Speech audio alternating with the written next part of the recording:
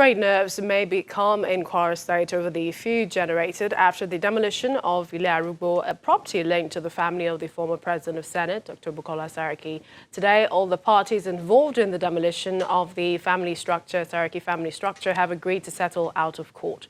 Lawyers for both sides, while briefing the judge on his earlier advice, noted that a meeting has been fixed for the 27th of January to iron out differences and amicable settlement. Justice Abiodun Adibara, in his ruling, says adjournment is inevitable and commends both sides for wanting to give peace a chance. He adjourned till the 2nd of March for a report on the settlement. Former presidential candidate of the YPP and a former deputy governor of the central bank, Professor Kingsley Moghalu, is asking for an urgent reform of Nigeria's electoral laws. In a statement, Professor Moghalu says he is leading a group called To Build a Nation, and he is spearheading a non-partisan citizens campaign for 1 million signatures to petition the National Assembly for fundamental electoral reform in Nigeria. The group has written separate letters addressed to Senator Ahmed Lawan, President of the Senate, and Mr. Femi Gbajabiamila, Speaker of the House of Representatives. In it, Professor Moghalu is stating that he is writing to petition the National Assembly on the need to immediately ensure the fundamental reform of the legal framework governing our electoral process in order to safeguard our democracy and strengthen our democratic institutions. Mr. Moghalu says he has resigned his membership of the YPP in October 2019 and convened in order to, of course, campaign for electoral and political reform on a non-partisan basis.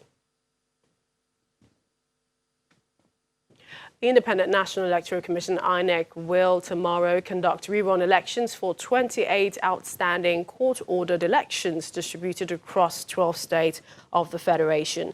INEC says the rerun elections will be conducted in a few polling units comprising of 1 senatorial district out of 109, 12 federal constituencies out of 360, and 15 state assembly constituencies out of 991. There were 30 of such court-ordered rerun and supplementary rerun elections. 2 of those were the rerun election for the Ajaokuta federal constituency and the supplementary rerun election for the Kogi West Senatorial District, which were conducted November 30, 2019. Well, let's now get some more information on the preparations from INEC. We have Mr. Rotimi Oyekanmi, Chief Press Secretary to the INEC Chairman, to talk about this. He joins us via Skype. Thank you for joining us on the program. Tell us, how ready is INEC for tomorrow, and how many rerun elections are we expected tomorrow? Thank you very much. A very good afternoon to the viewers. Yes, tomorrow we are going to have rerun elections in 28 constituencies across 11 states, and all arrangements have been made. The ad hoc staff have been trained. We've had consultations with security agencies that have assured us that they will provide adequate security to ensure conducive elections in all the 11 states. Our national commissioners, some of them are out already. They will supervise the proceedings in those states where we have quite a high number of polling units involved. The smart card readers have been configured. The sensitive materials have been delivered, and all issues have been resolved. And we hope that the political actors will play by the rules and not disrupt the elections. All right, Mr. Oyekanmi, just hold on. We need to go on a break. We'll come back, especially many Nigerians want to know about voter apathy and how you plan to tackle that moving forward. Still to come as well on the program, former Imo State Governor Rochas Okorocha reacts to the judgment of the Imo governorship election. We'll bring you details when we return.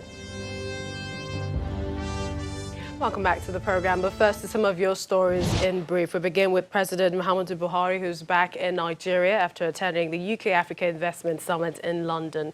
He landed Abuja at about 8:15 p.m. yesterday night. Elsewhere, the Ekiti State branch of the People's Democratic Party, PDP, is joining protests against the Supreme Court judgment that gave the Imo State governor's seat to Mr. Hope Uzodinma of the All Progressives Congress at the protest, which held within the premises of the party secretariat in Ado-Ekiti, the state capital. The PDP described the Supreme Court judgment as an injustice capable of destroying Nigeria's democracy. Chief Press Secretary to the INEC Chairman, Mr. Rotimi Okami, has been talking to us via Skype. I must quickly ask you, and that is, what lessons would INEC be learning from what happened last year, the general elections? We saw voter apathy, we saw insecurity, especially to the elections, the rerun elections taking place tomorrow. Well, thank you for that question. It's been an issue with us concerning the poor voter turnout, and people have adduced several factors for that. One of it is that people are just indifferent.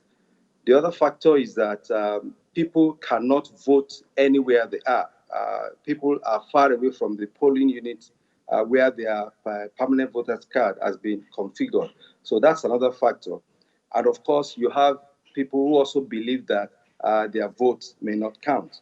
And this is where we come in to assure people that their votes will count. And that's why we want all stakeholders to assist us, especially the political actors. Because if there is no interference, if people feel safe, that if they go out to vote, they will not be attacked, votes will not be scattered, we will have more participation. And our hope is that with all the voter education initiative that we have, and displaying and demonstrating the fact that we will ensure that votes are credible and we have free and fair elections, I think with time, people will overcome these fears and anxiety.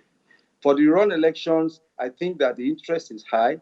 We hope that people will come out and cast their ballot because their participation is extremely important. Without participation, as much as possible, we will not get the results that we need.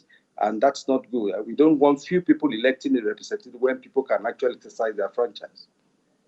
I must quickly ask you, in Akwa Ibom State, and this is without you mentioning names now, are all the candidates registered for the election? Will they be taking part? Well, to us, yes, because there will be no room for substitution at this time. The deadline for substitution is over. We have on paper all the candidates of all the political parties for the elections, and that's what we are proceeding with. All right, we appreciate your time. Mr. Rotimi Okami, Chief Press Secretary to the INEC Chairman. Thank you for talking to us. Thank you for having me.